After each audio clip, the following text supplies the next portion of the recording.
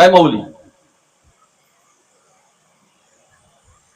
आम्हाला द्वैत भागातलं सगळं काही कळतंय, ब्रह्मांडातलं बऱ्यापैकी ज्ञान आहे, पिंडाचं ज्ञान नाही, हे दुर्दैव आहे.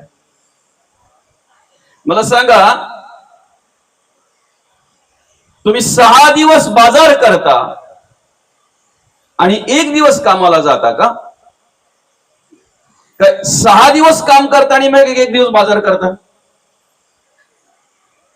काय?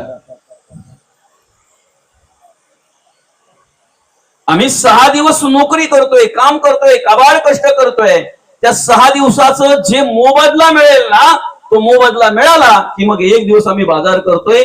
त्या बाजारातून आम्हाला आठवडाभर लागणारे जे काही आहे ते आम्ही घेऊन येत असतो. 6 दिवस बाजार करून 1च दिवस नोकरी, उद्योग धंदा व्यापार करून चालेल का? पुरा होईल का? नाही होणार. आम्ही जर आमच्या परमार्थाकडे जर पाहायला गेलं, भक्तीकडे जर पाहायला गेलं, देव कार्याकडे जर पाहायला गेलं, तर आम्ही काय करतोय बरं? इन्कम कमी आहे माणसाची, आवक कमी आहे, खर्च जास्त आहे. बरं का? खर्च करणारे पण किती आहेत? शब्द स्पर्श रूप रसगंध वाचा पाणी पाद शिक्षण गुद कान नाक त्वचा डोळा जीभ. काय आमच्या नजरेतून खर्च होत आहे, आमच्या कानातून ऐकता ऐकता खर्च होत असते, आमच्या बोलण्यातून खर्च होत असते, आमच्या पाहण्यातून, आमच्या चालण्यातून, आमच्या बोलण्यातून, आमच्या वागण्यातून, आमच्या जगण्यातून खर्च होत असतो. वासना धामीन पडली गळा घालून वेंटाळे व मी गराविल जिव्हाला वेळोवेळा भयानक काम मगर मिठी सुटेना तिरस्कार लागता तुटेना मदमत्सर होटेना भुली पडली. खर्च करणार आहे ते सगळे. काम क्रोध लोभ मद मत्सर दंभ संशय चिंता असूया अद्वया भावना कल्पना इष्णा वासना आशा ममता तृष्णा कमी आहेत का? असं म्हणतात, कमवता जर एकच असेल आणि खाती तोंडा जर जास्त असतील, प्रगती व्हायला वेळ लागते ना. आम्ही आमच्या पिंडाचाही तो विचार केला पाहिजे. जसा ब्रह्मांडात विचार करतो की ना, तसा पिंडाचाही विचार करता आला पाहिजे. कधीतरी आठवण झाली तर आम्ही नामस्मरण करतोय, कधीतरी आलं श्रवणाला तर आम्ही प्रवचन श्रवण करतोय, कीर्तन श्रवण करतोय. पण ती क्रिया झाल्यानंतर मात्र आम्ही कशा कशा पद्धतीने खर्च करतोय. देवाच्या पुढ्यात हात जोडून तुम्ही काय मागताय यापेक्षा देवाला पाठ केल्यानंतर तुम्ही कसे वागताय ना, याच्यावर आपलं जीवन आधारित आहे, याच्यावर आपलं आयुष्य आधारित आहे. देव मागण्याने देत नाही, आणि मागण्याने जर देव देत असते, देवाने जर आमच्या मागण्याप्रमाणे दिलं असतं, तर इथे बसलेल्यांपैकी मला सांगा, दुःख कोणाला हवं आहे बरं? दुःख कोणाला हवं आहे? जेव्हा जेव्हा आम्ही देवाच्या पुढे हात जोडून उभे राहतो ना, तेव्हा तेव्हा देवाला प्रार्थना करतो, देवा सुख दे. सुखाची अपेक्षा करतोय, ज्याची अपेक्षा आहे ते मिळत नाही, आणि ज्याची अपेक्षा नाही ते मिळाल्याशिवाय राहत नाही. पण आम्ही शोधत नाही ते का मिळतंय. बरं का? पापाचे फळ ते दुःख आणि पुण्याचे फळ ते सुख. शरीराला आलेला ताप तापमापीने कळतो. थर्मामीटर ना, तापमापी. बरं का? एकदा आम्ही दवाखान्यामध्ये गेलो डॉक्टरांकडे, का मग ते डॉक्टर साहेब आम्हाला तापमापी देतात. कधीतरी जिभेचे खाली ठेवतात, कधीतरी इकडे हाताखाली इकडे बगलेमध्ये ठेवतात. बरं का? एकदा अंगाला त्याचा स्पर्श झाला की लगेच ते दाखवत असते किती ताप आहे ते. शरीराचा ताप त्या तापमापीने कळेल, मनाचा ताप कळतो का बरं? देहाचा ताप कळेल, शरीराचा ताप कळेल, मनाचा ताप. शरीराचा ताप उतरायला औषध आहेत, गोळ्या आहेत, इंजेक्शन आहेत. मनाचा ताप उतरायला काय आहे? प्रवचन आहे. मनाचा ताप उतरायला काय आहे? गाताय गीताय ज्ञानेश्वरी आहे, नुसता स्पर्श करा. फक्त भाव अंतःकरणापासून पाहिजे, सद्भाव पाहिजे, निष्ठा पाहिजे, श्रद्धा पाहिजे, विश्वास पाहिजे. गाथेला स्पर्श केल्याबरोबर मनाचा ताप नष्ट झाल्याशिवाय राहणार नाही. गीतेला, ज्ञानेश्वरीला, भागवताला स्पर्श केल्याबरोबर मनाचा ताप उतरल्याशिवाय राहणार नाही. त्याला मनस्ताप म्हणतात. उतरतोय. बरं माऊली, विज्ञान एवढं प्रगत आहे, तुमचं ऑक्सिजन एखाद्या लहान यंत्राने मोजलं जातंय. कोरोनाच्या काळामध्ये एकदा दवाखान्यात गेलो की पहिलं काय चेक केलं जायचं आपलं? Oxygen level. बरं ती मशीन कुठे लावली जायची ऑक्सिजन लेवल चेक करायला? बरं का, समोरच्या माणसाला कुठला आजार आहे, काय आहे, ते यंत्र सांगतंय. यंत्र सांगत. पण विज्ञानाने असं आज आतापर्यंत एकही यंत्र तयार केलं नाही, त्या यंत्राचा स्पर्श माणसाला झाला की तो माणूस पापी आहे की पुण्यवान आहे ते समजत नाही. समजतंय म्हणून असं आहे का एखादा यंत्र? आणि असं जर असतं तर मला तरी वाटतंय आपल्या प्रत्येकाकडं ते यंत्र असतं. सोपं झालं असतं. समोरचा माणूस पापी आहे की पुण्यवान आहे, चला स्पर्श केला, पापी आहे, चल बाबा बाजूला हो, तू पुण्यवान आहे, थांब दादा थांब, चल तुझी संगत ठीक आहे. समोरचा माणूस कुठल्या विचाराने माझ्याकडे आलेला आहे, जवळ बसतात, मनापासून बोलतात, जवळ येऊन अगदी आपले होऊन बसतात. काही दिवस आपल्याकडून सर्व माहिती करून घेतलं. म्हणून संत म्हणतात, झाडांना जर आम्ही रोपण केलं, त्यांचं जर संगोपन केलं, तर झाड शेवटपर्यंत संगोपन करणाराची सेवा करत असते. कधीतरी ते झाड फुलं देतंय, फळं देतंय, पानांचा उपयोग होतो, सावलीचा उपयोग होतोय. नाहीच त्याचं आयुष्य संपलं ना, आयुष्य संपल्यानंतरही ते झाड आमच्या उपयोगाला येत आहे. सरपंच, काही माणसं आम्ही समाजामध्ये अशी पाहतोय, संगोपन ज्यांनी केलं, ज्यांनी सांभाळलं, ज्यांनी आधार दिला, आता पुढे ती सांगायला पाहिजे का तुम्हाला, त्याला कृतघ्न म्हणतात. कृतज्ञ वेगळा आणि कृतघ्न वेगळा. कृतघ्न वेगळा. आम्हाला कृतज्ञता व्यक्त करता आली पाहिजे. कृतघ्न होण्यापेक्षा कृतज्ञ राहा. बरं का मौली? आम्ही संसार आयुष्यभर जरी करत राहिलो, संसाराचाच विचार, स्वार्थाचाच विचार आयुष्यभर जरी करत राहिलो, तरी भगवंताने जे प्रारब्ध दिलेले आहे, जे संचित दिलेले, ते संपत संपत संपत संपत जाईल. पण जर आम्ही धर्म कार्य केलं, देव कार्य केलं, देवपूजा केली, देवाचं नामस्मरण केलं, नीतीने वागलो, नीतीने जगलो, तर भगवंताने दिलेलं जे प्रारब्ध आहे, जे संचित आहे, त्याच्यामध्ये वाढ झाल्याशिवाय राहत नाही, त्याच्यामध्ये अजून जोडल्याशिवाय राहत नाही ते प्रारब्ध आणि ते संचित. बरं का? आमचं आद्य कर्तव्य आहे, आम्ही परमार्थ केला पाहिजे, भक्ती केली पाहिजे. नवे 83,99,999 योनीतून मुक्त होण्याचा मार्ग म्हणजे हा नरदेव आहे. 83,99,999 योनी जे देव कार्य करणार नाहीत, जे धर्म कार्य करणार नाहीत, ते देव कार्य, ते धर्म कार्य करण्यासाठी भगवंताने आम्हाला हा नरदेव दिलेला आहे, मनुष्य देह दिलेला आहे. आम्ही आता वर्तमान कालामध्ये जी क्रिया करतोय ना, तेच आम्हाला भविष्यात पाहायला मिळत आहे. तेच आम्हाला भविष्यात पाहायला मिळत आहे. बरं का? आमचं वर्तमान काल काय आहे? वर्तमान कालामध्ये आम्ही कसं राहतोय, कसं जगतोय, कसं वागतोय? संपत्तीचा अभिमान आहे, प्रॉपर्टीचा अभिमान आहे, सौंदर्याचा अभिमान आहे, तारुण्याचा अभिमान आहे, पदाचा अभिमान आहे, प्रतिष्ठेचा अभिमान आहे. कसला कसला अभिमान माणसाला स्पर्श करत असतो. ज्या तारुण्याच्या बळाचा आम्ही अभिमान करतोय, मला सांगा, ते तारुण्य चिरकालपर्यंत टिकणार आहे का?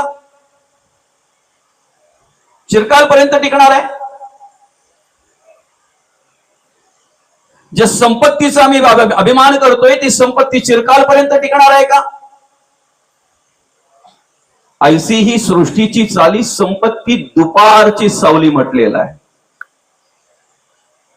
आम्ही प्रवास करत असताना दुपारच्या वेळेला सूर्य माथ्यावर असताना जी सावली आम्हाला सोडत नाही, जी सावली आमच्या बरोबर चालते, आमच्या बरोबर प्रवास करत असते, तीच सावली संध्याकाळच्या वेळेला आमची पण आम्हाला कळत नाही एवढ्या दूर गेलेली असते. वैसा तरी निघून गेली हळूहळू. ज्या संपत्तीचा आम्ही अभिमान करतोय, अहो आपल्या डोळ्यासमोर असे कित्येक करोडपती असणारे रोडपती झाले आणि रोडपती असणारे करोडपती झाले. बरं का? प्रत्येक गोष्टीला एक मर्यादा असते किंवा प्रत्येक गोष्टीला एक मार्गदर्शन हवं असतं. आम्ही तारुण्यात जर अतिशय चांगल्या प्रकारे कर्म केली, नीतीने वागलो, नीतीने जगलो, वृद्धापकाळाची चिंता करायची गरज नाही. काय ज्याने दिवसभर प्रामाणिक कर्म केली ना, त्याला रात्रीच्या झोपण्याची चिंता नसते दादा. जिथे फोडेल तिथे झोप लागते त्याला. फक्त दिवसभर त्यासाठी प्रामाणिक राहावं लागतंय, प्रामाणिक राहावं लागतं. आम्ही आता वर्तमान कालामध्ये काय करतोय त्याच्यावर भविष्यकाल अवलंबून आहे. एका माणसाने मडक्याला विचारलं, हिवाळा असताना तो थंड असतोय ठीक आहे, कारण वातावरण थंड असतंय, पण उन्हाळ्यात पण थंड, पावसाळ्यातही थंड, उन्हाळ्यातही थंड. सकाळच्या वेळेला वातावरण जरा थंड असतंय म्हणून ठीक आहे, तो थंड असतोय, पण मग दुपारी भर उन्हाचे ज्या वेळेला घरातली भांडी तापलेली असतात, मोबाईल तापलेले असतात, भांडी आणि मोबाईल वापरणारेही तापलेले असतात, तरी तो थंड. काय सकाळी थंड, दुपारी थंड, संध्याकाळी थंड, हिवाळ्यात, उन्हाळ्यात, पावसाळ्यात, रात्री दिवसा जेव्हा पाहावा तेव्हा थंड असतो. मडक्याने दिलेलं उत्तर ऐका. ते मडकं म्हणते, दादा ज्याचं भूतकाळ माती आहे, मडकं तयार व्हायच्या आधी काय होती ती? काय? माती. ज्याचा वर्तमान काल माती आहे, जरी मडका असेल तरी कसला आहे? मातीच आहे. आणि ज्याचा भविष्य काल ही माती आहे, उद्या फुटलं तरी मातीच. ज्याचा भूतकाळ माती आहे, ज्याचा वर्तमान काल माती आणि ज्याचं भविष्य काल ही माती आहे, हे ज्याला कळलं तो आयुष्यात कधीही गरम होत नाही. तो जेव्हा पाहावा तेव्हा थंडच राहत असतो, थंडच राहत असतो. आजच्या या कलियुगामध्ये समाजाकडे जर बघितलं तर जमिनीवर चालणारी माणसं कमी आहेत. काय आपण बोलतो ना, आता त्याचा जमिनीला पाय लागत नाही, नुसतं वरच्यावर हवेत असतो, तो नुसतं वरच्यावर हवेत असतो. एवढं स्मरणात ठेवा, जमिनीवर चालणारा जर कधीतरी पडला तर थोडंफार लागतंय, पण वरच्यावर उडून जाणारा जर हवेत उडणारा जर कधीतरी जमिनीवर पडला तर परत उभं राहायचं सामर्थ्य त्याच्यात राहत नाही. म्हणून अभिमानाचा त्याग आम्ही केला पाहिजे, अहंकाराचा त्याग केला पाहिजे. कसला अभिमान आहे आम्हाला? कसला अहंकार? कसला आहे आम्हाला? संपत्तीचा अभिमान, प्रॉपर्टीचा अभिमान, सौंदर्याचा अभिमान. तसंच राहतंय का? सौंदर्य तसंच राहतंय का?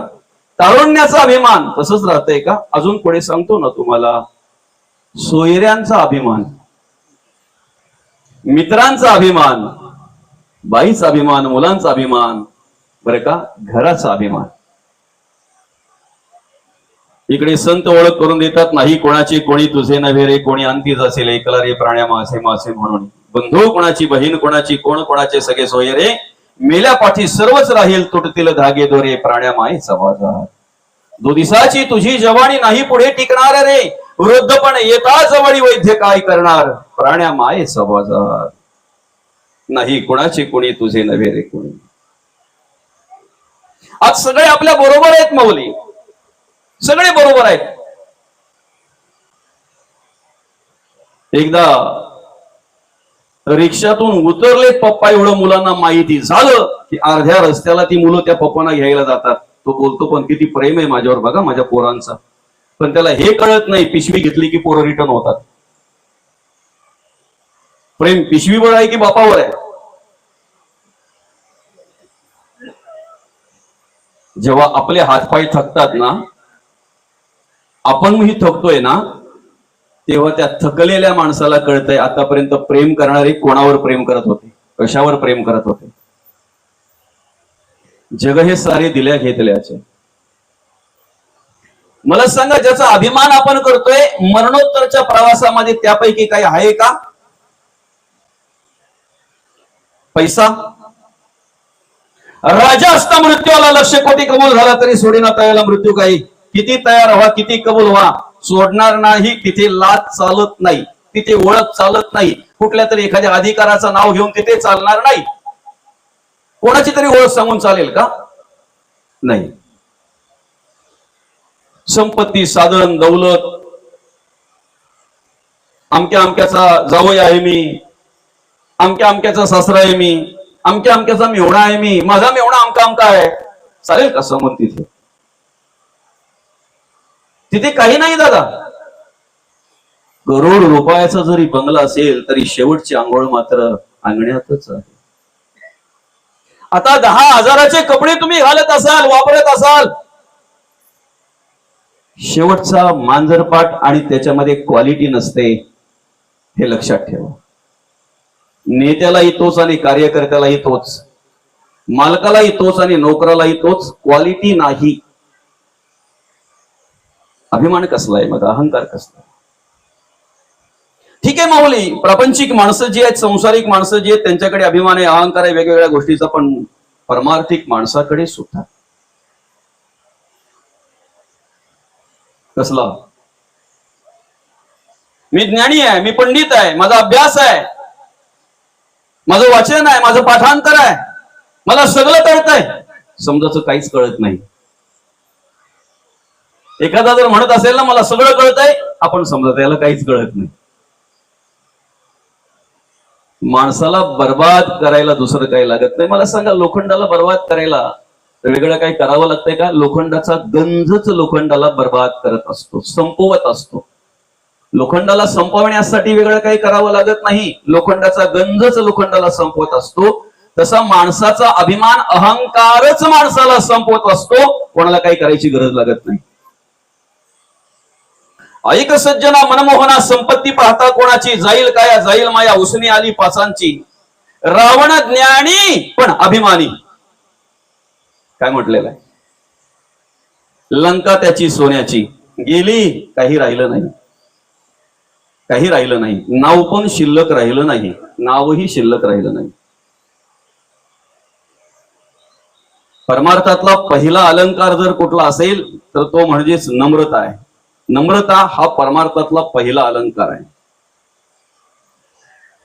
संत म्हणतात जे जे दिशे भूत ते ते माणिजे भगवंत. हा भक्तियोग आहे. भूतामध्येही आम्हाला भगवंत पाहता आला पाहिजे. निवृत्ती, ज्ञानदेव, सोपन आणि मुक्ताबाई या चारही भावंडांना समाजाने स्वीकारावं, समाजामध्ये जगता वागता यावं, समाजामध्ये राहता यावं, म्हणून त्यांच्या आई वडिलांना रुक्मिणी माता आणि विठ्ठलपंत यांना देहांत प्रायचित्ताची शिक्षा ठोठावणारे देव का भूत? काय उत्तर आहे तुमच्याकडं? देव का भूत? समाजामध्ये समाज प्रबोधन करत असताना समाजातलं अज्ञान नष्ट व्हावं, अंधश्रद्धा नष्ट व्हावी. माझा समाज एका वेगळ्या दावणीला बांधला जातो, बंदिस्त होतोय, गुलाम होतोय. त्याला स्वतंत्र करण्यासाठी ज्या तुकोबांनी गाथेची रचना केली ती गाथा बुडवणारे देव का भूत? काय उत्तर आहे तुमच्याकडे? त्या भूतांमध्ये सुद्धा संतांनी देव बघितला, याला भक्तियोग म्हणतात. काय आता मला सांगा, ज्या माय माऊलीने 9 महिने 9 दिवस आम्हाला गर्भामध्ये वाढवलं, घडवलं, मोठं केलं, मरणदायी यातना भोगून आम्हाला या जगामध्ये जन्माला घातलं. स्वतःचा विचार केला नाही, स्वतःच्या जीवाचा विचार केला नाही. प्राण गेला तरी चालेल, पण माझं बाळ जन्माला आलं पाहिजे. माझा जीव गेला तरी चालेल, बाळ जन्माला आलं पाहिजे. बाळांत म्हणतात. जन्माला घातल्यानंतरही जीवापार प्रेम ज्या मायमाऊलीने केलं, तळहाताच्या फोडाप्रमाणे सांभाळलं, वाढवलं, घडवलं, मोठं केलं. आपल्यासाठी देवच आहेत ना, ते देवच आहेत ना. पण अशा देवांच्या ठिकाणी जर आम्हाला भूत दिसत असतील तर सांगा ना, कुठल्या देवाची पूजा करतोय आम्ही, कुठल्या देवीचा नवस करतोय आणि कुठल्या देवीचे उपवास करतोय आम्ही, कुठल्या देवीचे उपवास करतोय. आम्ही एवढे भ्रमात आहोत, आम्ही एवढे गुलाम झालोय. आम्ही आमच्या बुद्धीचा वापर न करता आम्ही नको त्या गोष्टींचा अधिक करून विचार करतोय. आणि म्हणून खऱ्या अर्थानं ज्या देवांची सेवा आम्ही घरात केली पाहिजे, ज्या देवांची सेवा आम्हाला घरात करता करता आमच्या घराचं रूपांतर मंदिरामध्ये झालं पाहिजे, करता आलं पाहिजे, आज ते देव आम्हाला वृद्धाश्रमात पाहायला मिळतात. आणि मूर्ती रूपामध्ये असलेल्या देवाच्या पूजेमध्ये आम्ही कमी पडत नाही, हे दुर्दैव आहे. मूर्ती पूजा केली पाहिजे माणसाने, का करू नये? आमची श्रद्धा आहे, आमची निष्ठा आहे, आमचा भाव आहे. पण ज्या देवाने हाडाची काढ केली, रक्ताचं पाणी केलं, स्वतःच्या मौज मजेचा विचार केला नाही, फक्त आणि फक्त विचार केला कुटुंबाचा, मुलांचा आणि कुटुंबात असलेल्या सगळ्या माणसांचा. आज तेच देव उपेक्षित आहेत. आज तेच देव आम्हाला कुठेतरी अडगळीत पडलेले पाहायला मिळतात. आज तेच देव आम्हाला वृद्धाश्रमात पाहायला मिळतात. बाप नावाचा देव आहे कुठे? कुठे आहे बाप नावाचा देव?